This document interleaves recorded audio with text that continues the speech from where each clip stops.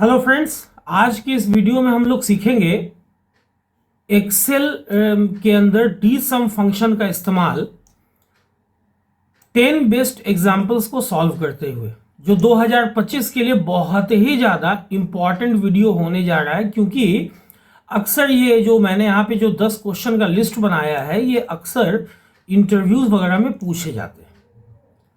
आप देख रहे हैं आपका अपना YouTube channel coding with Cybertech. Video के बिल्कुल लास्ट तक बने रहेंगे, किसी भी पार्ट को स्किप नहीं करेंगे, क्योंकि बहुत इंपॉर्टेंट वीडियो है, बहुत नॉलेजेबल वीडियो है। यहाँ पे हम लोग डिफरेंट 10 अलग अलग प्रॉब्लम्स को सॉल्व करेंगे, जो मैंने यहाँ पे लिस्ट कर रखा है। आपको जैसे जैसे वीडियो में हम लोग बढ़ेंगे तो एक एक प्रॉब्लम को हम लोग एक्सप्लेन भी करते चलेंगे। तो चलिए बिना समय गवाए हम लोग बढ़ते हैं अपने इस पर्टिकुलर टॉपिक के ऊपर। जैसा कि आप देख पा रहे होंगे, मैंने ऑलरेडी जो है यहाँ पे एमएस एक्सेल खोल के रखा है। कुछ मेरे पास यहाँ पे डेटा है ए से लेके सी के कॉलम में। अब फिलहाल A1 से लेके सी के 11 तक है, जो आपके केस में कुछ ज़्यादा भी हो सकता है, या हो सकता है जब आप फार्मूला लिखो तो इससे कम भी हो या इससे ज़्यादा भी हो। लेकिन फ्यूचर में डेटा यहाँ पे अपडेट हो सकता है, मोर रिकॉर्ड्स जो है वो इंसर्ट हो सकते हैं। तो अपना पहला प्रॉब्लम है जो हम लोग समझेंगे। पहला प्रॉब्लम है कि कैसे आप कैलकुलेट करोगे टोटल सेल्स को एक स्पेसिफिक रीजन के लिए, जबकि आपके पास डेटा सेट में रीजन है, प्रोडक्ट है एंड सेल्स है। ठीक है, अभी देखो रीजन जो है आपके पास अलग अलग रीजन है। मैंने यहाँ पे R1 to I5 रीजन लिया है। आप ईस्ट वेस्ट साउथ ऐसे कुछ करके ले सकते हो, या जो भी रीजन आपका होगा। और मैंने प्रोडक्ट के जगह पे P1, P2, P3, P5 ऐसे ले रखा है। अलग अलग एग्जांपल से मैंने सेम रीजन, प्रोडक्ट, सेल्स वगैरह लग रखा है। आप यहाँ पे प्रोडक्ट का नाम आपके सामने हो सकता है। ठीक है, मेरे केस में ये P1, P2, P3। अब यहाँ पे मैंने रीजन में क्या डाला है, R2। तो अभी यहाँ E के 2 में R2 है, मतलब मुझे निकालना है सम किस पर्टिकुलर रीजन का, तो जहाँ जो अभी E2 में मेंशन है। तो मैं यहाँ लिखूंगा इक्वल डी सम।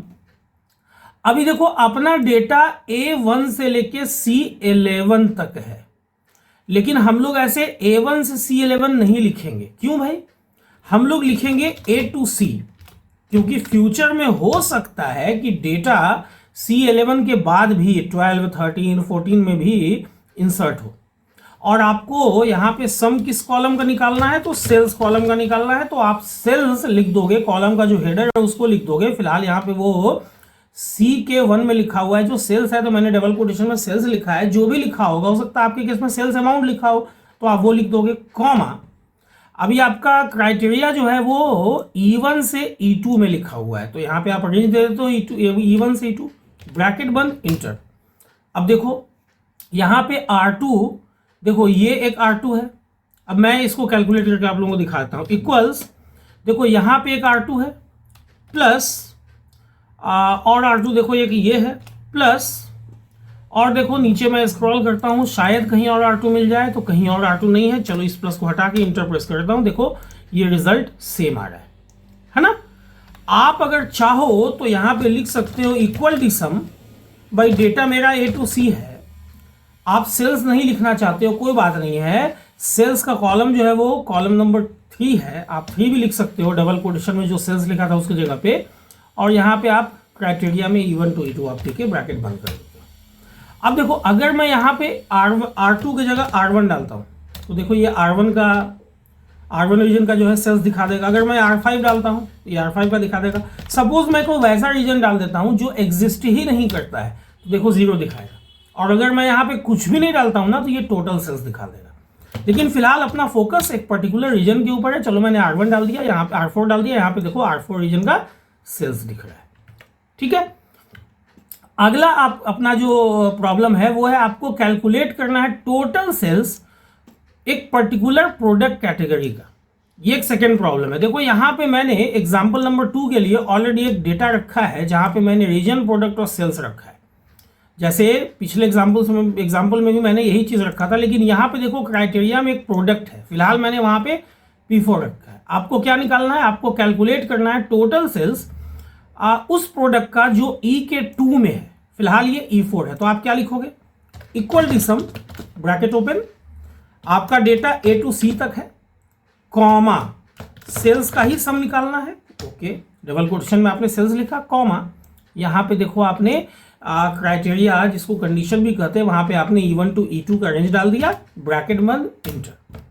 इसी ढंग से आप चाहो तो डीसम करके A to C कॉमा, अगर सेल्स आप नहीं लिखना चाहते हो डबल कोटेशन में तो सेल्स का जो कॉलम नंबर है जो कि फिलहाल इस केस में 3 है वो आप दे दोगे, या आपके केस में जो भी होगा वो आप दे सकते हो, कॉमा यहाँ पे मैंने क्राइटेरिया में E1 से E2 डाल दिया, है ना। ओके, अभी आप देखो P4 कहाँ कहाँ एग्जिस्ट करता है। देखो एक P4 यहाँ है, मैं आप लोगों को सम भी करके दिखा देता हूँ। एक P4 ये है, प्लस अभी दूसरा P4 देखो एक ये है, प्लस अभी नीचे मैं स्क्रॉल करता हूँ, क्या और कोई P4 है तो नहीं है, चलो हटा, इंटर। देखो सेम आपका आउटपुट आ रहा है ना। तो ये ऐसे आप कर सकते हो। अब आप यहाँ पे बहुत आराम से आप ऐसे P2 आपने लिख दिया तो P2 का निकल गया। अच्छा, केस सेंसिटिव, यहाँ केस सेंसिटिविटी मैटर नहीं करता। अगर आप स्मॉल में भी लिखोगे ना P1 तो ये P1 का प्रोडक्ट का जो है वो आपका सम निकाल देगा टोटल, है ना। अगर आप यहाँ पे ब्लैंक छोड़ देते हो E2 को तो इसने क्या किया, टोटल सेल्स को निकाल दिया। कैसे पता चलेगा, आप इक्वल सम करो और आपका टोटल सेल्स फिलहाल कहाँ से कहाँ तक है, ये बिल्कुल यहाँ से यहाँ तक है। देखो ये सेम रिजल्ट आ रहा है। या आप चाहो ना तो C to C भी डाल सकते हो ऐसे, उस केस में भी देखो सेम रिजल्ट आ रहा है ना। तो ये अपना एक सेकेंड एग्जाम्पल हो गया। बहुत ध्यान से वीडियो में लास्ट तक बने रहेंगे, 10th एग्जाम्पल तक। मैंने इस पर्टिकुलर वीडियो में डीसम के ऊपर 10 एग्जाम्पल को सॉल्व किया है जो अक्सर इंटरव्यू में पूछे जाते हैं। अपना तीसरा प्रॉब्लम है कि आपको सम ऑफ सेल्स कैलकुलेट करना है within a date range. देखो इसके लिए मैंने ऑलरेडी एग्जाम्पल नंबर 3 में यहाँ पे डेटा रखा है जिसमें 3 कॉलम्स है, डेट है, प्रोडक्ट है और सेल्स है। अब आपको यहाँ पे सम निकालना है सपोज 1/1/2025 से लेके 2/1/2025 तक, ठीक है। तो आप यहाँ क्या लिखोगे, इक्वल टी सम, ब्रैकेट ओपन, अपना डेटाबेस A to C है, कॉमा आपको जो सम निकालना है वो सेल्स का निकालना है, इसीलिए डबल कोटेशन में आपने सेल्स डाला। फिलहाल कॉलम के हेडर का नाम मैं डाल दे रहा हूं, कॉमा। यहाँ पे देखो क्राइटेरिया आपका या कंडीशन जिसको आप कहते हो वो E1 से E3 तक है, ब्रैकेट बंद, इंटर। अगर आप यहाँ पे इक्वल टी सम यूज करते हो, एक अनदर मेथड में यहाँ पे सॉल्व बता दे रहा हूँ, A to C कॉमा। अगर आप चाहते हो कि भाई मैं कॉलम का हेडर डबल कोटेशन में सेल्स जैसे मैंने डाला था वो मैं नहीं डालूं, तो आप यहाँ पे 3 डाल दो जो कि कॉलम का नंबर है, कॉमा ये आपका E1 से E3 तक ये क्राइटेरिया हो गया। देखो सेम रिजल्ट आ रहा है ना। चलिए बढ़ते हैं अपने चौथे एग्जाम्पल के ऊपर। चौथा एग्जाम्पल जो है, फोर्थ एग्जाम्पल जो है, वो आपको कैलकुलेट करना है सेल्स फॉर मल्टीपल क्राइटेरियाज, मतलब मोर देन 1 क्राइटेरिया। देखो यहाँ पे मैंने एग्जाम्पल 4 नाम का एक शीट ले रखा है इस पर्टिकुलर कैलकुलेशन के लिए। यहाँ पे रीजन है, प्रोडक्ट है और सेल्स है। अब यहाँ पे जैसा कि मैंने क्राइटेरिया में लिख रखा है कि भाई मुझे सम निकालना है reason R1 and product P1 का। अब आप यहाँ लिखते हो इक्वल टी सम, आपका डेटाबेस A to C है, ओके, कॉमा सेल्स, क्योंकि सेल्स का ही तो सम निकालना है ना, न्यूमेरिक कॉलम का ही ऑलवेज सम निकलता है। क्राइटेरिया में यहां मैं E1 से लेके F2 तक को दे दूंगा, ब्रैकेट बंद, इंटर। अब देखो इसने क्या किया, इसने वैसे रीजन जिसका नाम R1 है उसमें वैसे प्रोडक्ट को निकाला है, सेल्स को, जो P1 प्रोडक्ट है। अब देखो यहां पे मैं इसको कैलकुलेट करके दिखाता हूं। इक्वल, ये देखो आपका एक प्रोडक्ट है जो R1 में है और P1 भी है। क्या कोई दूसरा ऐसा प्रोडक्ट है, देखो तो ध्यान से, जो R1 भी है P1 भी है? नहीं है आपके पास। सपोज अगर मैं यहां पे एक और R1 डाल देता हूं और यहां पे P1 डाल देता हूं, और चलो इसके लिए मैंने एक अमाउंट डाल दिया, देखो ये अमाउंट जो है आपका बढ़ गया, है ना। आप यहां पे अगर चाहो तो इक्वल डी सम, आपका डेटाबेस कहां से कहां तक है, A to C तक है। देखो यहां पे मैंने A to C डाला था ना, इसलिए मैंने बाद में जो रिकॉर्ड इंसर्ट किया वो भी कैलकुलेशन में आ गया। अगर आप A1 to C11 डालते ना तो फिर 12th रो में या 13th रो में आप जो भी नया रिकॉर्ड इंसर्ट करते हैं वो कैलकुलेशन में नहीं आता। इसीलिए मैं ऑलवेज ये बात बताता हूं कि आप A1 to C11 या ऐसा कोई आप रेंज मत दो, आप A to C, A to D, A to E ऐसा कोई रेंज दे दो जहां पूरा रो जो है ना वो आ जाए। अभी यहां पे आपको तीसरे कॉलम का सम निकालना है, कॉमा यहां देखो आपने क्राइटेरिया में E1 से लेके F2 को दे दिया, ब्रैकेट बंद। अभी सपोज मैं यहां पे P1 को ब्लैंक कर देता हूं, तो देखो अभी ये क्या कर रहा है, ये अभी वैसे प्रोडक्ट्स के सम को निकाल रहा है ना, जिसका सेल का रीजन कहाँ है, R1 है। अगर सपोज मैंने R1 को भी डिलीट कर दिया, तो अब ये टोटल के सम को निकाल रहा है, टोटल जो चाहे वो जिस भी रीजन का हो, जो भी प्रोडक्ट हो। अगर मैं यहाँ पे P3 डाल देता हूं, तो ये सिर्फ P3 का निकाल रहा है, चाहे वो जिस भी रीजन से उसका सेल्स हुआ हो। ठीक है, तो ये चीज बहुत इंपॉर्टेंस रखता है। चलिए बढ़ते हैं अपने अगले एग्जाम्पल के ऊपर, एग्जाम्पल नंबर 5 के ऊपर। आपको कैलकुलेट करना है sum of sales excluding a specific product, एक पर्टिकुलर प्रोडक्ट को छोड़ते हुए। तो इसके लिए मैंने एग्जाम्पल 5 में डेटा रखा है, प्रोडक्ट है, कैटेगरी है, सेल्स है। देखो सपोज मैं चाहता हूं कि P1 प्रोडक्ट को छोड़ के आप निकालो, तो मैंने यहां पे E2 में लिखा है नॉट इक्वल्स P1, ऐसे not less than, greater than, और यहाँ P1। आप स्मॉल में P लिख सकते हो, कैपिटल में P लिख सकते हो, कोई फर्क नहीं पड़ता है। अब आप यहां लिखते हो इक्वल डी सम, आपका डेटाबेस A to C है, आपको सम निकालना है सेल्स कॉलम का, कॉमा आपका क्राइटेरिया E1 से E2 के बीच में। देखो इसने वैसे सारे प्रोडक्ट्स का सम निकाल दिया, जिसका प्रोडक्ट आईडी जो है वो P1 नहीं है।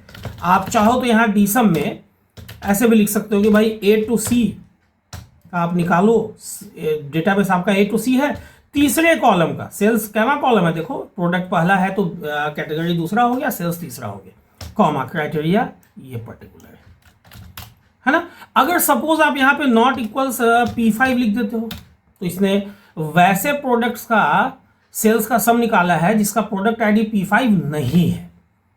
अगर आप इसको ब्लैंक छोड़ दोगे ना, तो ये सबका प्रोडक्ट निकाल देगा, लेकिन फिलहाल अपने केस में वो बात तो है नहीं। चलो मैं यहाँ P3 लिख देता हूँ, नॉट इक्वल्स P3। ठीक है, तो ये एग्जाम्पल नंबर 5 हो गया। अब बढ़ते हैं अपने एग्जाम्पल नंबर 6 के ऊपर। आपको कैलकुलेट करना है total sales for a particular employee, for a specific employee. इसके लिए मैंने एग्जाम्पल नंबर 6 में डेटा बना के रखा है।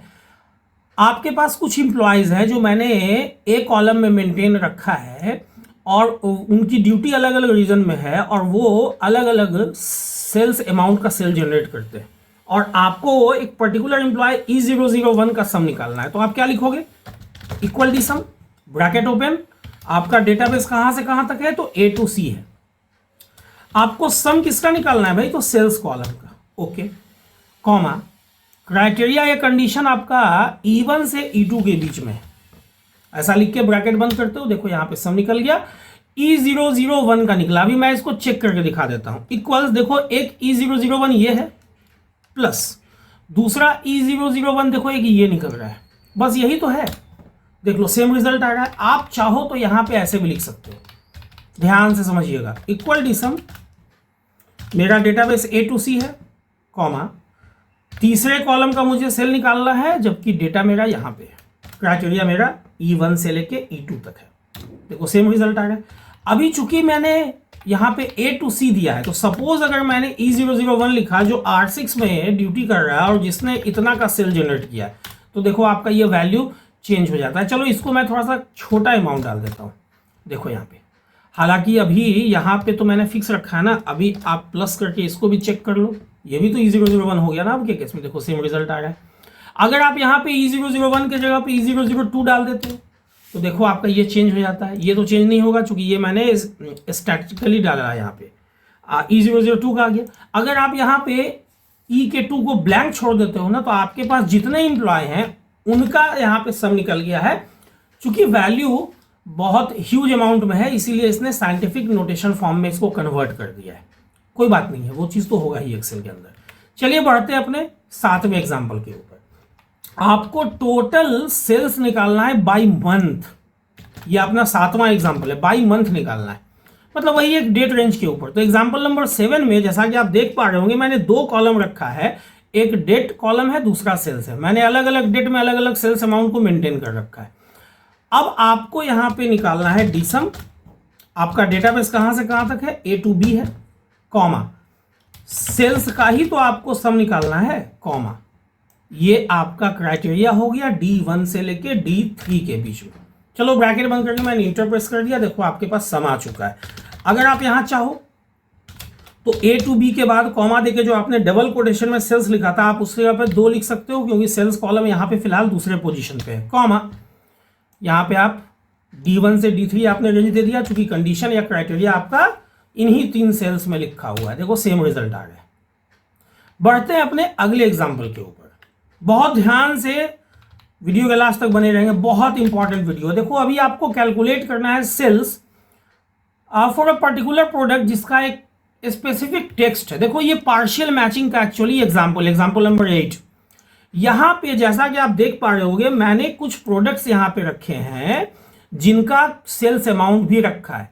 अब आपको वैसे प्रोडक्ट का सम निकालना है सेल्स अमाउंट का जिसके नाम में या प्रोडक्ट आईडी आप कह लो में कहीं पे भी P1 है, शुरू में है या लास्ट में है या बीच में है। देखो मैंने यहाँ पे जैसा कि आप देख पा रहे हो कि D2 मैंने एस्टिक P1 एस्टिक लिखा है। ये पार्शियल मैचिंग के लिए यूज होता है। आपने P1 के पहले भी एस्टिक लगाया है, P1 के बाद भी एस्टिक लगाया है। यहाँ पे एस्टिक जो है वो एक विल्ड कार्ड है जो 0 या मोर देन 0 कैरेक्टर को रिप्रेजेंट करता है। इसका मतलब है कि ये वैसे प्रोडक्ट का सेल्स सम निकालेगा सेल्स का जिसका प्रोडक्ट आईडी या तो P1 है या फिर समथिंग P1 है या फिर P1 समथिंग है या फिर समथिंग P1 समथिंग है। तो कैसे आप निकालोगे? आपको लिखना होगा इक्वल डी सम। डेटाबेस आपका कहां से कहां तक है? A टू B है, कॉमा किसका आपको सम निकालना है? सेल्स कॉलम का। डबल कोटेशन में आपने सेल्स मेंटेन किया, मतलब आपने लिखा। और देखो क्राइटेरिया या कंडीशन आपका D1 टू D2 में। क्राइटेरिया डालने के बाद आपने ब्रैकेट को बंद कर दिया, इंटर। अब देखो ना P1, देखो ध्यान से, इसको मैं कैलकुलेट करता हूं। इक्वल एक P1 तो यहां है, ओके, प्लस दूसरा देखो ये भी तो P1 के बाद एक 1 एक्स्ट्रा आ रहा है, कोई बात नहीं, ये भी है। और कहाँ है भाई? एक ये है, ओके। और देखो, और थोड़ा मैं यहां नीचे आता हूं और नीचे कहीं कुछ नहीं दिख रहा है। चलो इस प्लस को मैं यहाँ ऐसे करता हूँ, देखो सेम रिजल्ट आ रहा है। लेकिन अगर अभी सपोज मैंने यहां पे डाल दिया 1 P1, देखो यहां पे ये तो मैंने स्टैटिक दिया था, यहां पे आप देखो चेंज हो गया होगा। देखो यहां चेंज हो गया, 23,000 रुपए से ये बढ़ गया। देखो मैंने यहाँ पे 23,000 डाला था। अगर आप मान लो 11 P1 13 डालते हो जिसका मान लो 50,000 रुपया जो है सेल्स अमाउंट है, देखो ये बढ़ गया होगा, इस फार्मूला में बढ़ गया। यहाँ पे तो मैंने स्टैटिक डाला है ना, इसलिए यहाँ पे तो नहीं बढ़ेगा। चलो इसको मैं डिलीट कर देता हूँ। तो ये आपका हो गया पार्शियल मैचिंग के लिए। मतलब एग्जाम्पल नंबर 8 जहाँ पे प्रोडक्ट जो है ना वो एक पर्टिकुलर टेक्स्ट को रख रहा हो। जैसे मान लो कि डेल का भी लैपटॉप आप बेचते हो, या आप HP का भी लैपटॉप बेचते हो, फिर आप लेनेवो का भी लैपटॉप बेचते हो, तो आपको सेल्स निकालना है, टोटल सेल्स का सम निकालना है लैपटॉप के सेल्स का। तो भाई अब लैपटॉप, अब डेल लैपटॉप, उसके बाद मॉडल नंबर होगा, HP लैपटॉप फिर मॉडल नंबर होगा, डेल लैपटॉप मॉडल नंबर बहुत सारा होगा, HP लैपटॉप मॉडल नंबर बहुत सारा होगा। हो सकता है आप सिर्फ लैपटॉप और मॉडल नंबर मेंटेन करो, ना डेल हो शुरू में ना HP हो। उस केस में ये बहुत काम आने वाला फार्मूला है, ठीक है। अभी बढ़ते हैं अपने एग्जाम्पल नंबर 9 के ऊपर। देखो यहाँ पे एग्जाम्पल नंबर 9 आपको कैलकुलेट करना है total revenue by price range. ये क्या है भाई? इसके लिए हम लोग एग्जाम्पल नंबर 9 के डेटा को समझते हैं पहले। देखो यहाँ पे मैंने कुछ प्राइस मेंटेन किया है और कितने क्वांटिटी में मैंने उस प्रोडक्ट को बेचा है जिसका प्राइस यहाँ पे मैंने A कॉलम में मेंटेन किया है, वो मैंने यहाँ पे B कॉलम में लिख रखा है। और यहाँ पे मैंने फॉर्मूला लगा रखा है इक्वल्स A2 इंटू B2, ताकि टोटल रेवेन्यू यहाँ पे मल्टीप्लाई होके आ जाए। अब जैसा कि आप देख पा रहे होगे मैंने यहाँ पे क्राइटेरिया में प्राइस का रेंज जो है वो 50 या उससे ज़्यादा, लेकिन 100 या उससे कम रखा है। अब आपको कैलकुलेट करना है total revenue by price range. आप क्या यूज करोगे?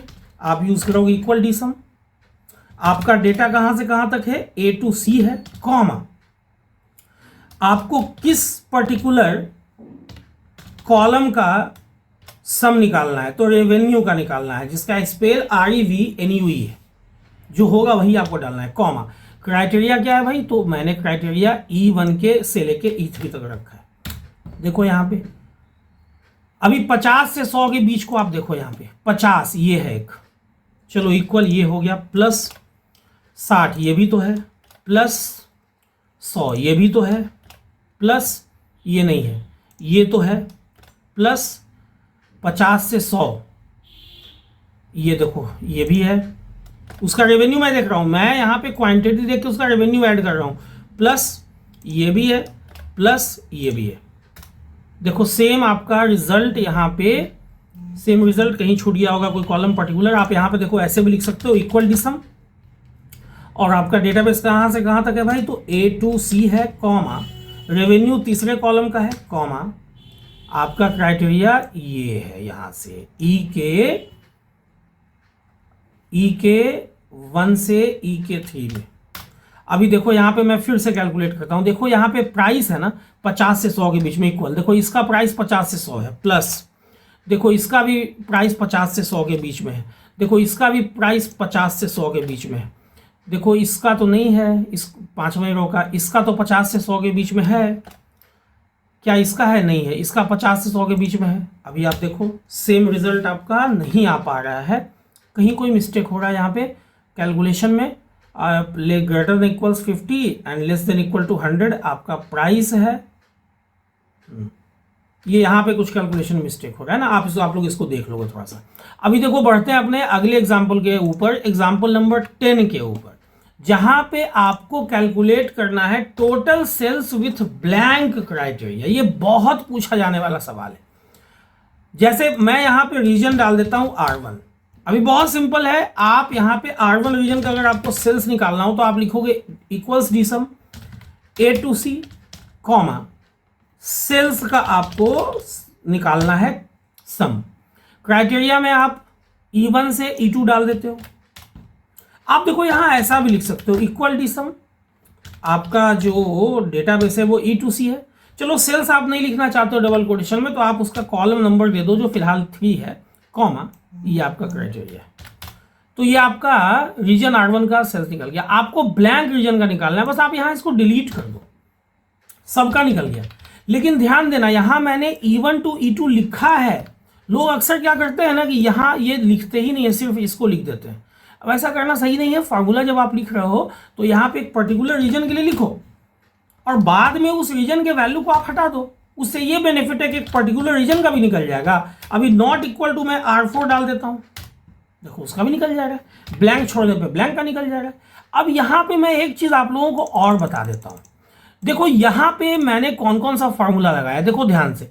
मैं यहाँ पे इसको मर्ज एंड सेंटर कर देता हूँ और इसको भी मर्ज एंड सेंटर कर देता हूँ। ध्यान दीजिएगा, एक जगह पे बता दे रहा हूँ। मुझे यहाँ ये जो D5 सेल में जो फार्मूला है वो मुझे यहाँ पे आप लोगों को दिखाना है। तो मैं लिखता हूँ इक्वल फार्मूला टेक्स्ट और यहाँ पे D5 में लिख के ब्रैकेट को बंद कर देता हूँ। देखो जो भी फार्मूला मैंने लिखा है वो यहाँ पे डिस्प्ले हो गया।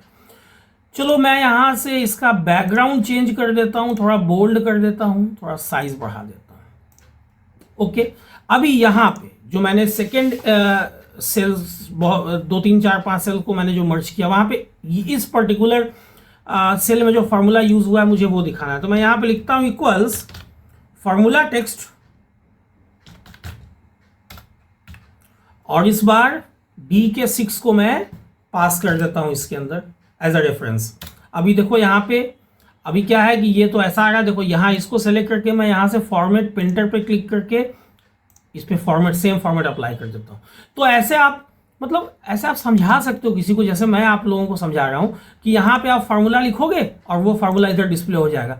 इसी ढंग से आप यहाँ पे भी चाहो तो सेम कॉन्सेप्ट सारे एग्जाम्पल्स के ऊपर अप्लाई कर सकते हो। तो उससे ये बेनिफिट होता है कि लोगों को पता चल जाता है कि भाई यहाँ पे कौन सा फार्मूला लिखा हुआ, और इसी बहाने आप लोग फार्मूला टेक्स्ट फंक्शन को भी जान जाते हो। तो उम्मीद करता हूँ कि आज के इस वीडियो को देखने के बाद आप लोग इस तरह के प्रॉब्लम को बहुत आसानी से MS एक्सेल के ऊपर सॉल्व कर सकोगे। मैंने तो यहाँ पे 10 बेस्ट एग्जांपल्स को एक्सप्लेन किया है।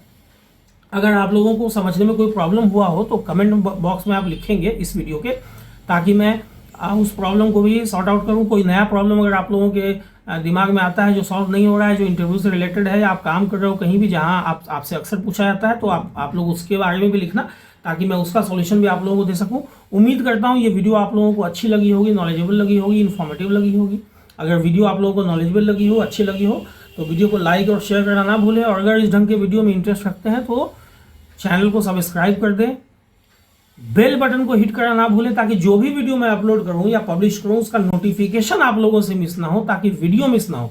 वीडियो के अंत तक बने रहने के लिए आप लोगों को बहुत बहुत शुक्रिया, धन्यवाद। Thanks a lot.